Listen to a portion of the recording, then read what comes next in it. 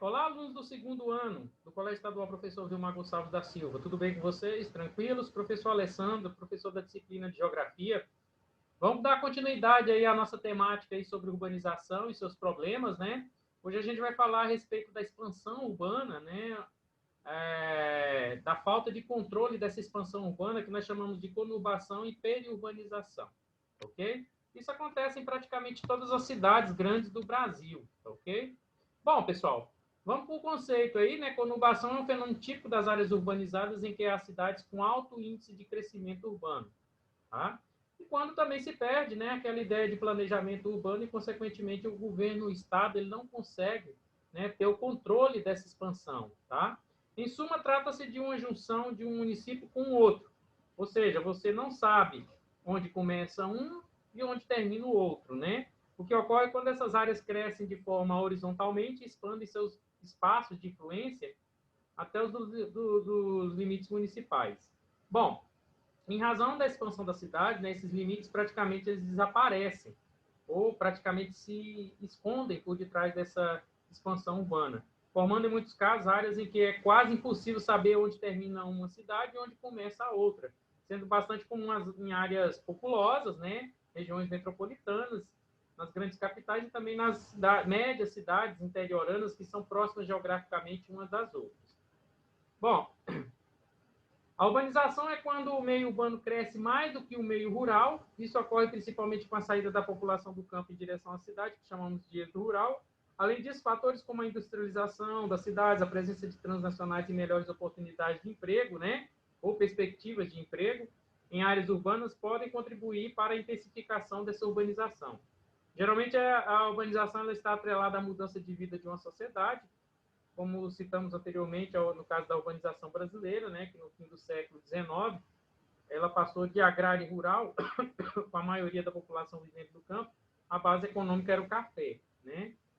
Bom, com o advento da indústria no século XX, mais precisamente após 1930, a Revolução de 30, a sociedade brasileira tornou-se gradativamente urbana e industrial, tá?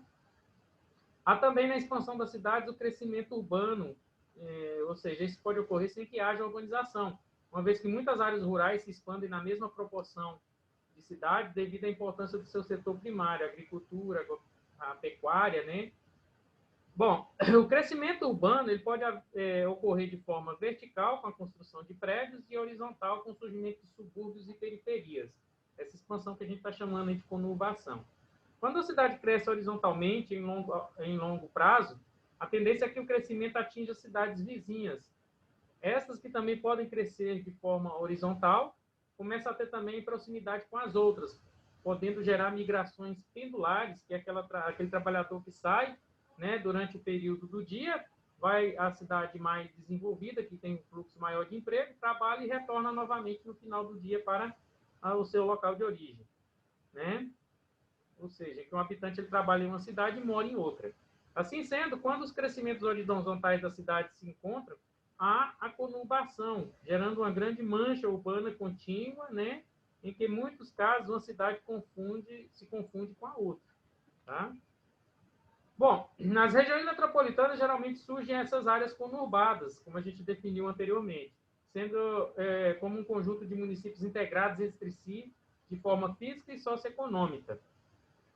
Em linhas gerais, pessoal, uma região metropolitana é composta por uma grande cidade, a metrópole, e demais municípios adjacentes que estão ali próximos, que podem conurbar com a metrópole em si.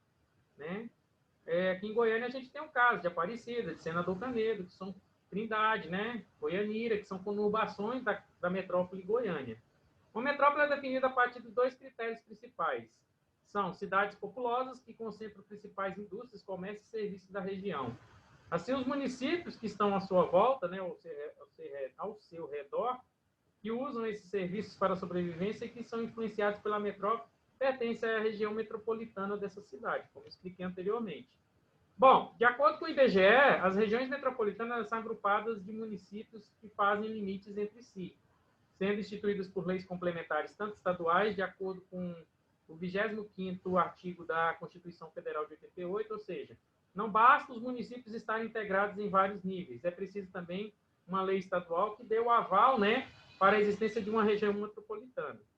Grande parte das regiões metropolitanas brasileiras possui áreas conurbadas.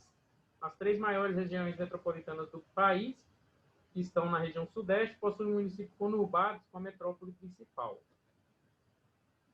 Bom, a cidade de São Paulo, né, um exemplo aí, maior do país, consequentemente com a maior região metropolitana do Brasil, ela conurba-se com quase todos os municípios que integram a sua região metropolitana. Essa região é bem extensa, com 39 municípios divididos em 5 sub-regiões: Norte, Leste, Sudeste, Oeste e Sudoeste, tá? Outro exemplo que a gente pode citar é o da nossa capital, né? Menor um pouco do que a região metropolitana paulista, né? É a capital do estado de Goiás, Goiânia, né? Que abriga 19 municípios, mais a capital, com destaque aí para a cidade de Aparecida, de Goiânia, Trindade, Senador Canedo. Né? Junto com Goiânia, esses 4 municípios concentram-se 90% de toda a população dessa região. Ok? Bom, pessoal, espero que tenha sido útil, né, essa noção para vocês aí de conurbação e periurbanização, tá? Obrigado a todos pela atenção e pela participação.